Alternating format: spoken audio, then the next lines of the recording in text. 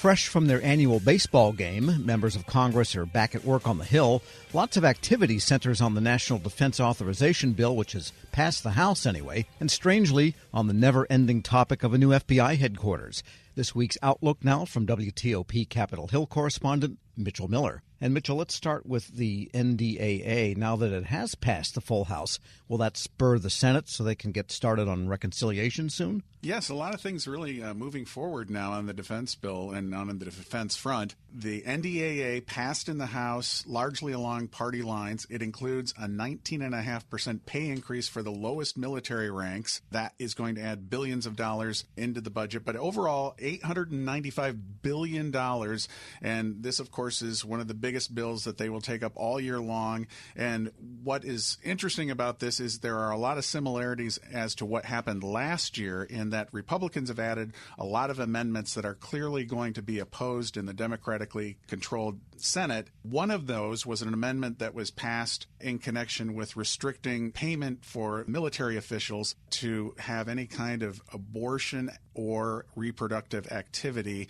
And so that one is among the things that is going to be pushed back on by Senate Democrats, no doubt. There are also a lot of other things in connection with this bill that were taken up. One of the amendments that was easily defeated was one from Georgia's Congresswoman Marjorie Taylor Greene that would have banned further military aid to Ukraine. So a lot of back and forth here in connection with the NDA, but I have been in contact with Virginia Senator Tim Kaine, and he is pleased with a lot of the progress that they're making on the Senate side. So a lot of things moving forward on this. Well, hopefully they'll agree on how many bombers, and troops and things we need in the NDAA. Yeah, there's all these little ancillary things that have been added in, but I think on the biggest issues, as you allude to, the weaponry, the military equipment, I think they are making a great deal of progress. And that idea of the reproductive rights or abortion rights, whatever you want to call them, kind of mirrors what is happening with in vitro fertilization legislation for the Federal Employee Health Benefit Plan. This is something Democrats wanted.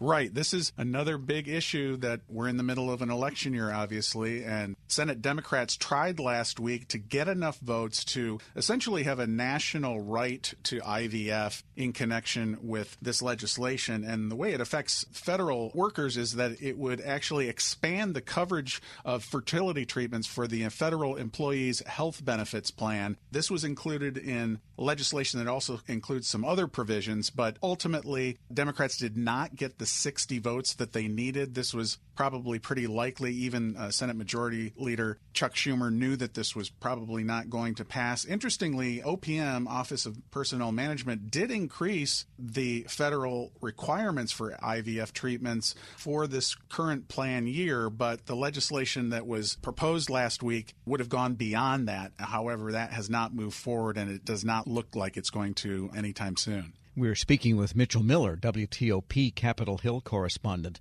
And the issue that will not die is the FBI headquarters. And golly, what's the latest there now, whether they're ever going to move?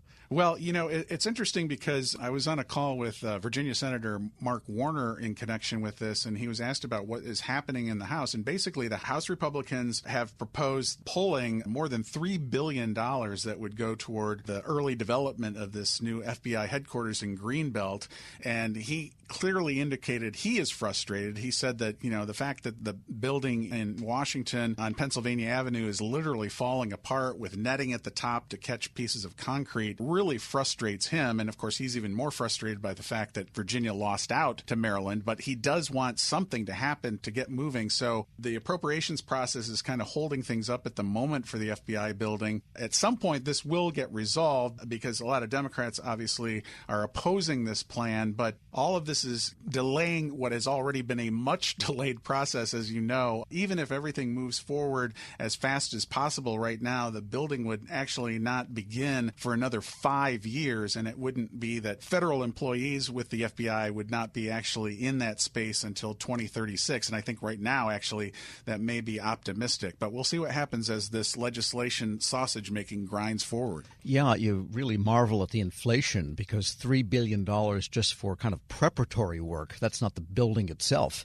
as opposed to something like, I think it was $60 million for the old headquarters they abandoned, back in the 70s. So right, yeah, I think it's pretty safe to say this cost is just going to keep going up and up and up. But on the bright side, they did, after more than a decade of battling over where to actually build the headquarters, it is eventually going to move forward. Yeah, too bad they tore down the Cap Center. They could have moved back into that place. That's right. They could have repurposed that maybe. With the curvy roof. And congressional pay raise, this is something that's been kind of a third rail for Congress. But now some members are talking about, well, maybe they should be paid a little more. Right. There was a proposal last week within the House Appropriations Committee that's repeatedly come up. Some people that have been in Congress longer, as well as some newer members of Congress, are actually on the same page on this. Congressman Steny Hoyer is among those who has said there should be at least a cost of living increase for members of Congress because they have to have two homes generally here in the Washington area and their home district. The cost of living obviously is going up.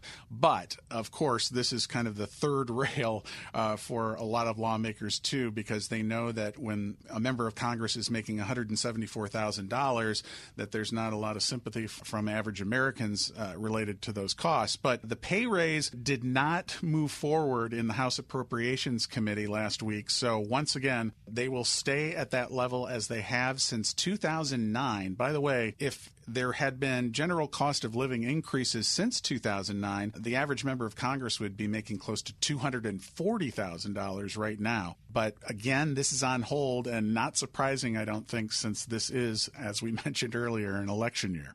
And we should note, too, that the pay for politically appointed members of the executive branch, I don't think those salaries have risen either in the same period. No, they've all been holding pretty firmly, and that's really an issue that a lot of the people that are proposing these increases also point out, that if you're going to get people in public service, you're going to have to eventually raise the pay. Now, there is another controversial element to all of this, that Congress kind of quietly within the last year or two approved a provision that allows for lawmakers to essentially add to their expenses without having actual receipts.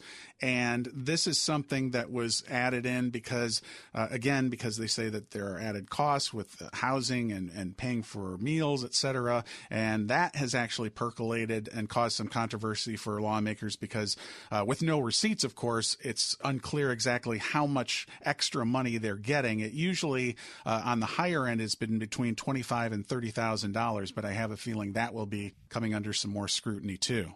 And just a brief word on the baseball game, because it does go for a good cause, even if it seems to be played by people that aren't liked very much. But as one of the broadcasters there, and we help produce that here at Federal News Network, how'd it go money-wise? It was really a great event once again. The Congressional Baseball Game has been raising money for local charities, as you know, for many years, and they set a record. $2.2 million brought in for charity, which is just absolutely fabulous. It's just been steadily going up every year that George Wallace from WTOP and I have been doing this, from closer to $1.5 million several years ago. And so the participation, again, it remains strong. The Republican team, by the way, remains the stronger of the two parties on the baseball diamond anyway. They won pretty handily, 31-11. But it was a great event as usual. 25,000 plus people came out. And the fact that they're raising this kind of money, it's just nice to see a rare bipartisan event and happening right near Capitol Hill. Even if they do thump each other with fastballs, right. Look at them wrong. Mitchell Miller is Capitol Hill correspondent for WTOP. Thanks so much. You bet. We'll post this interview at federalnewsnetwork.com/Federal Drive. Hear the Federal Drive on demand. Subscribe wherever you get your podcasts.